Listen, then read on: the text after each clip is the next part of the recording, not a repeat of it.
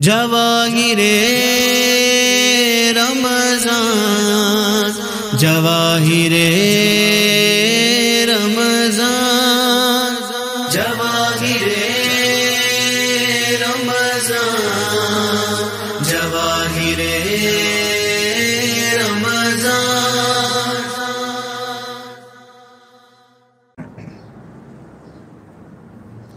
یہ ناسوت کی سیر بھی اس سے ہوتی ہے؟ اس سے اگر دیکھا جائے تو یہ عالم ناسوت کی کنجی ہے کھولنے کی، بالکل عالم ناسوت کی سیر بھی اس سے ہوتی ہے، اور ہمارے لطائف بھی اس سے بیدار ہو سکتے ہیں۔ اور یہ صرف ناسوت کی نہیں ہے، یہ ملکوت و جبروت تک کی چیز ہے کہ یہ سیر کرا سکتی ہے آپ کو، لیکن بشرط یہ ہے کہ آپ کا اس پر یقین کامل ہو اور آپ کی مدامت ہو اس پر۔ اصل میں یہ چیزیں چاہتی ہیں طہارت۔ دیکھیں، طہارت سب طرح کی چاہیے ہوتی ہے۔ طہارت زبان کی بھی چاہیے، طہارت آنکھ کی بھی چاہیے، طہارت کانوں کی بھی چاہیے، اور طہارت جسم کی بھی چاہیے، طہارت ارادوں کی بھی چاہیے۔ جب آپ کو طہارت حاصل ہوتی ہے تو پھر اس کے فیضات اور برکات حاصل ہوتے ہیں۔ اور لیکن یہ بھی اس کی خوبی ہے کہ یہ تمہارے اندر اگر تمہارا اس پر مدامت ہے اور یقین ہے تو یہ تمہارے اندر خود طہارت پیدا کر دے گی۔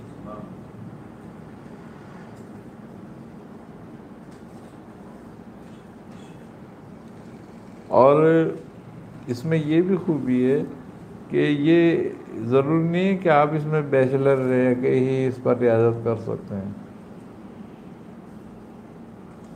آپ بال بچوں کے ساتھ بھی اس کی ریاضت کر سکتے ہیں۔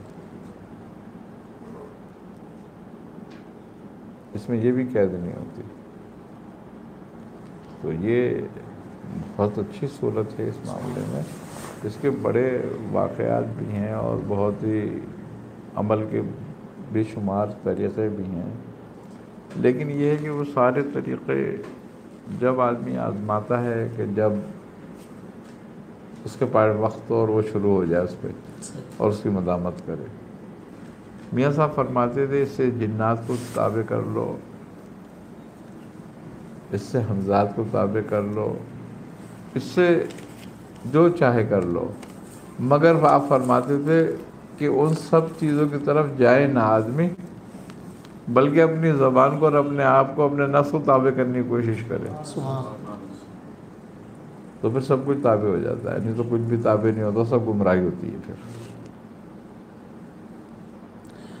قلب جو مردہ قلب ہے وہ کتنے عرصے کے اندر زندہ ہوتا ہے سالک کا؟ دیکھیں، مردہ قلب کتنے عرصے میں زندہ ہوتا ہے، بات یہ ہے کہ وہ 1 گھنٹے میں بھی زندہ ہوتا ہے اور 1 عمر میں بھی نہیں ہوتا۔ اصل بات یہ ہے کہ جب ہم مردہ قلب کو زندہ کرنے کا ارادہ کرتے ہیں تو اللہ ہماری مدد کرتا ہے، اور پھر اس کو زندہ کرنے کے لیے ہمیں اپنے حواس کو زندہ کرنا پڑتا ہے، تابع کرنا پڑتا ہے، شریعت کے تابع کرنا پڑتا ہے۔ اب ہم یہ چاہیں کہ بھئی ہم فرعون جیسی زندگی گزاریں اور موسیٰ جیسا حشر ہو، ایسا نہیں ہوتا۔ تو یہ ہے کہ جب مردہ دل کو اگر ہم نے زندہ کرنا ہے تو اللہ کے ذکر سے ہی کیا جائے گا۔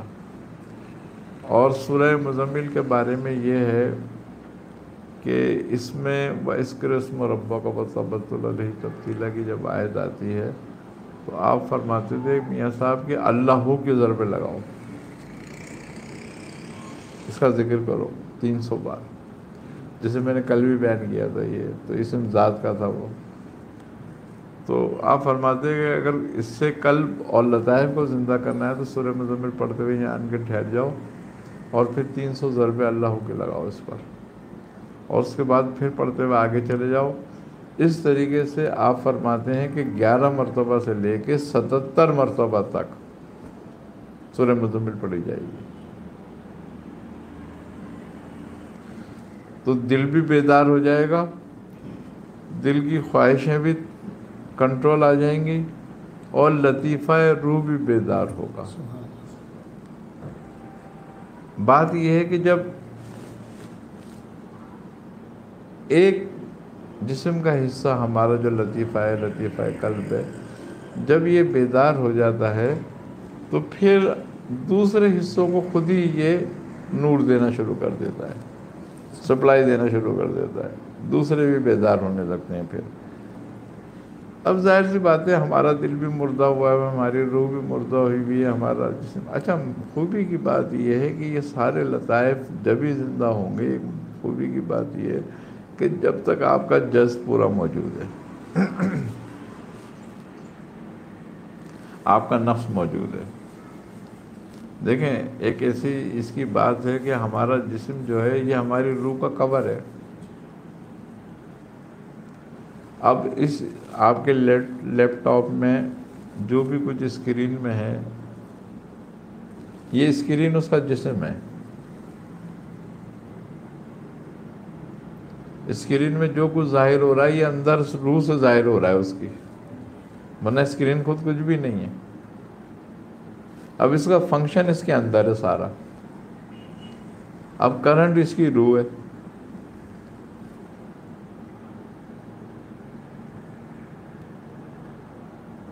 اب اگر یہ اسکرین نہ ہو تو اندر اس میں اگر بجلی ہو بھی تو کیا کرو گے آپ کو کچھ نظر تو نہیں آئے گا، آپ کا بے مقصد ہوگا۔ چاہے بجلی لاکھ موجود رہے تو سب چیزیں اپنی جگہ موجود ہونی چاہیے۔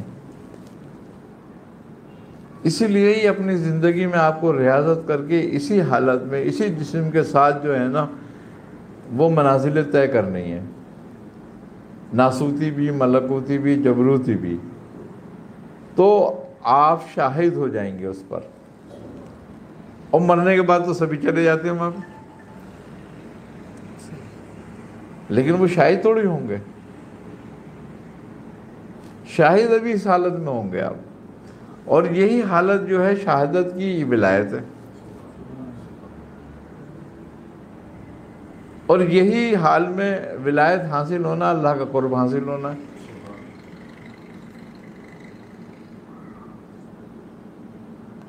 روح تو ہے ہی امر ربی،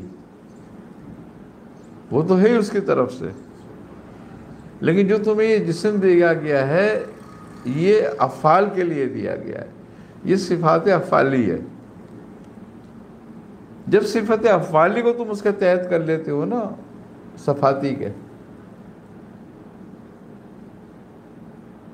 تو پھر وہ صفاتی تمہیں لے جاتی ہے ذات تک۔ یعنی کہ پہلے تمہیں اپنے نفس کو کنٹرول کرنا ہے، صفت افعالی اپنے فعل سے ظاہر کرنا ہے، اپنی تابعداری۔ اور جب تم اپنے فعل سے اپنی تابعداری ظاہر کرتے ہو ظاہر سے، تو پھر تمہارا باطن اس کو قبول کرتا ہے۔ پھر جب تم باطن سے بھی اس کو قبول کرتے ہو اور باطن تمہارا اس کو قبول کر لیتا ہے، وہ بھی بیدار ہو جاتا ہے۔ اور جب وہ باطن تمہارا بیدار ہوتا ہے تو پھر تمہاری روح بیدار ہوتی ہے اس کے بعد۔ اور جب کوئی سویا ہوا ہوتا ہے وہ تم سے روٹی مانگتا ہے، اس کو غذا کی ضرورت ہوتی ہے؟ نہیں ہوتی ہے۔ لیکن جب جاگتا ہے تو غذا کی ضرورت ہوتی ہے۔ تو روح کی غذا کیا ہے؟ اللہ کا ذکر۔ تو جب وہ جاگے گی تو تم آٹومیٹک ذکر کرو گے، کیونکہ بھوک ہے اس کی۔ جیسے نفس تمہارا تم سے روٹی مانگتا ہے، کھانا مانگتا ہے، ظاہری غذا مانگتا ہے، اسی طریقے سے تمہارا قلب پھر ذکر مانگے گا، تمہاری روح نور مانگے گی۔ تو اب چونکہ ہر چیز ایک دوسرے سے پرووائڈ ہوتی ہے کہ تمہاری زبان تمہارے قلب کو دے گی ذکر، اور جب قلب ذکر کرے گا تو وہ جنریٹ کرے گا نور، اور جب وہ نور کو جنریٹ کرے گا اور اس میں نور پیدا ہوگا تو وہ روح کو دے گا۔ تو جب روح سیر ہوگی تو وہ طاقتور ہوگی، اور جب وہ طاقتور ہوگی تو پھر نفس پہ غالب آ جائے گی۔ ابھی نفس طاقتور ہے، روح سو رہی ہے، تو یہ غالب ہے، تو بندہ اپنی خواہشوں میں لگا ہوا ہے۔ لیکن جب یہ کمزور ہو جاتا ہے، قلب طاقتور ہوتا ہے، بیدار ہو جاتا ہے، تو روح جاگ جاتی ہے، اور روح جاگ جاتی ہے تو وہ امر ربی سے ہے، اس کی کوئی وہ نہیں ہے حد۔ کیوں کہ روح کا بیدار ہونا بہت ضروری ہے، اور اس کو طاقتور بنانا بہت ضروری ہے، ورنہ یہ سارا ذکر و اذکار بیکار ہوتا ہے۔ کیونکہ اس کو طاقتور نہیں بناؤ گے تو تمہیں فائدہ نہیں ہوگا، کیونکہ اس کو یہاں بھی وہ عہد کو دہرانا ہے جو انہوں نے وہاں دہرایا تھا۔ تو ہر روح نے وہاں اقرار کیا تھا قالوا بلا، کہ اور انہوں نے کہا کیوں نہیں۔ تو انہوں نے کہا کیوں نہیں سے مراد کوئی ایک نہیں ہے، اس کا مطلب ہے، یا کوئی ایک روح نہیں تھی، وہ نباتاتی، جماعتاتی، حیوانی، انسانی، ہر طرح کی روح تھی موجود، سب نے کہا کیوں نہیں۔ اور آج سارے ذاکر نہیں ہیں اس کے کیا؟ سبحان۔ اسی لیے جب ان کو نفس دے دیا گیا، حجر کو، نباتات کو، شجر کو جب نفس دیا گیا تو وہ ذکر میں لگ گئے اپنے۔ لیکن ایک واحد انسان ایسا ہے جو نفس لینے کے بعد ذکر میں نہیں لگا، یہ سرکشی میں لگ گیا۔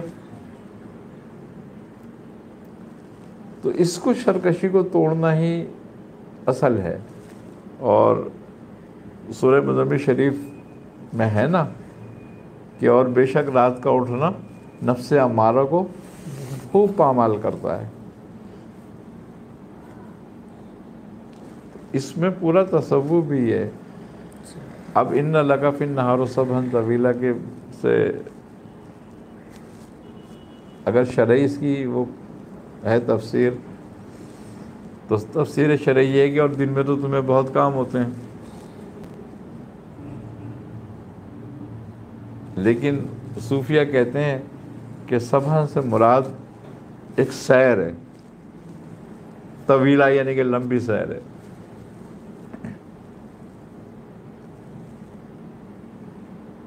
ان لک فی النہار، بے شک دن میں، تو وہ کہتے ہیں کہ صوفیہ اس سے مراد لیتے ہیں وہ کہ بے شک نور کی ایک لمبی سیر ہے۔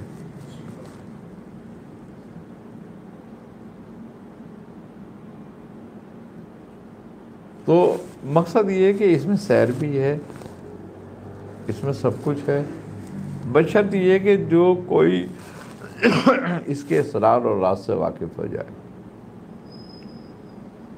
اب ہم صرف رٹا لگاتے ہیں،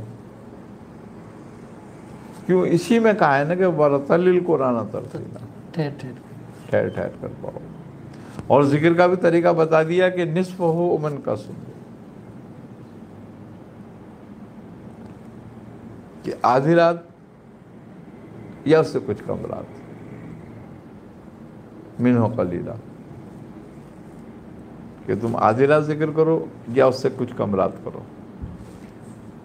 اس کا مطلب یہ ہو گیا کہ اس میں کلیہ ہو گیا کہ اگر تمہیں معرفت الہی چاہیے اور اللہ کی رضا چاہتے ہو تو رات کو بیدار ہو۔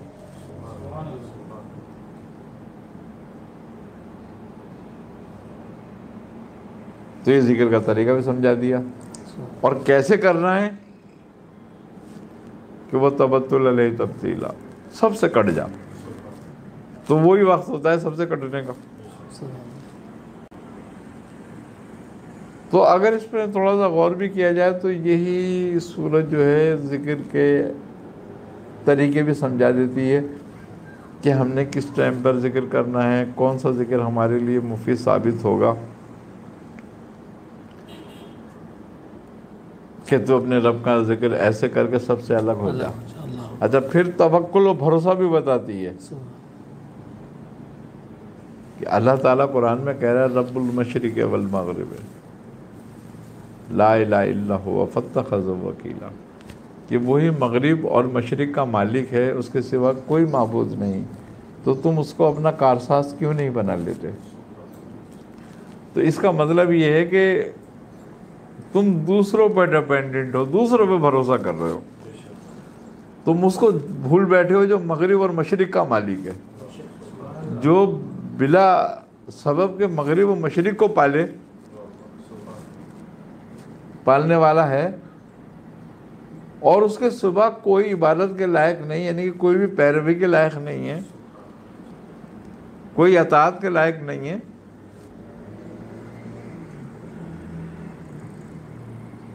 تو تم اسی کو اپنا وکیل کیوں نہیں بنا لیتے؟ یعنی کہ توکل بھی بتا رہا ہے تمہیں۔ اب اس توکل میں مشکلیں بھی آئیں گی، تو آگے کہہ رہا ہے کہ اور ان لوگوں کی باتوں پہ صبر کرنا۔